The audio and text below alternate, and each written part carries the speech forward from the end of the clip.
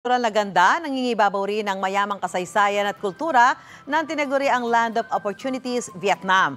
Ang bawat pasyalan doon puno ng mga kwento ng nakaraan. Mag-trip to Vietnam tayo sa unang balita ni Bam Alegre.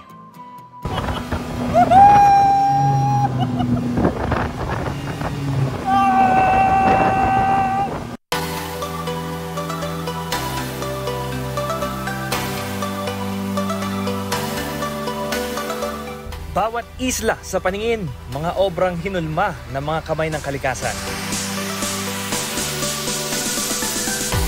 Mga likhang nililok ng panahon mula sa limestone sa loob ng mahigit 500 milyong taon.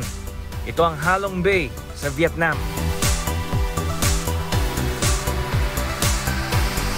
Dalawang ulit na kinilala ang Ha Long Bay bilang UNESCO World Natural Heritage Site.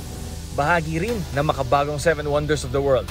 Dinudumog ng mga turista mula sa iba't ibang panig ng mundo para masilayan ang likas na ganda ng karst topography nito. Mapa cruise, island hopping, o cave exploration sa Sung Sot o Surprise Cave, hindi mauubusan ng gagawin. Pinangalan ng Ha Long Bay sa isang maalamat na dragon at ang kanyang mga supling na ipinadala raw sa mga taga-Vietnam para tumulong laban sa digmaan. Ang kanilang mga ngipin ang nabuuraw para maging mga islang ito sa ating likuran.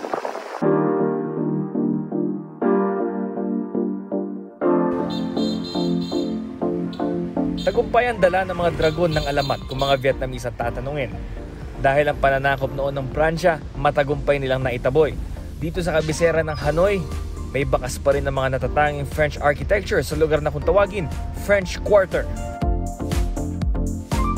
Halimbawa nito ang Hanoi Opera House na itinatag noong 1901 sa neo-classic na estilo. Narito rin ang tanyag na restaurant na Bun Cha Hong Lien. Dito nag-dine-in si dating US President Barack Obama at namayapang celebrity chef na si Anthony Bourdain. Simpleng lamesa, monoblock lang ang mga upuan. Flashback sa 2015, kunyari nasa likod natin si Anthony Bourdain at si Pangulong Barack Obama. At ito ang kanilang kinain noon. So may bun cha, rice vermicelli na ihalo sa karne. Tingnan natin. So yung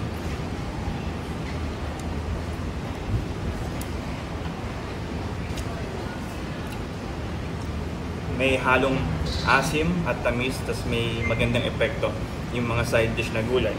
Samahan pa natin ng seafood roll.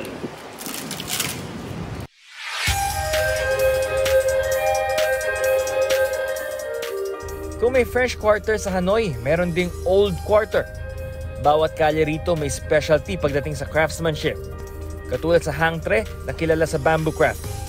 At Hang Bak na sikat sa silverware. Mula sa makalumang mga likha, sumasabay na rin ang Old Quarter sa modernong panahon. Ang mga jewelry store sa Hang Bak rumaraket bilang money exchange para sa mga turista. Ang Hang Tre naman may mga coffee shop na rin. Sa buong mundo, Vietnam ang isa sa mga nangungunang pinagmumulan ng kape. Lahat ng kalye ng Old Quarter nagtatagpo sa Hoan Kiem Lake, ang sentro ng Hanoi. Sa lawang ito ay sinauli raw ng hari ang matagumpay na espada na ipinahiram ng mga dragon. Isang ginintoang pagong ang tumanggap sa espada bago tuluyan naglaho sa Hoan Kiem Lake. Ang maalamat nilang pagong, simbolo raw ng mga taga-Vietnam. Slow and steady wins the race, ika nga. Banayad ang usad dahil hindi nalilimutan ng mga aral ng nakaraan. Pero pinahahalagahan ng kanilang kasalukuyan mula sa kanilang mga likas na yaman hanggang sa kakayahan ng kanilang mga tao. Ito ang unang balita mula rito sa Hanoi, Vietnam. Bam Alegre para sa GMA Integrated News. Mga kapuso, know the weather before you go at mag-subscribe na sa GMA Integrated News sa YouTube. Para sa mga kapuso natin sa abroad, bisitahin ang GMA Pinoy TV at www.gmanews.tv.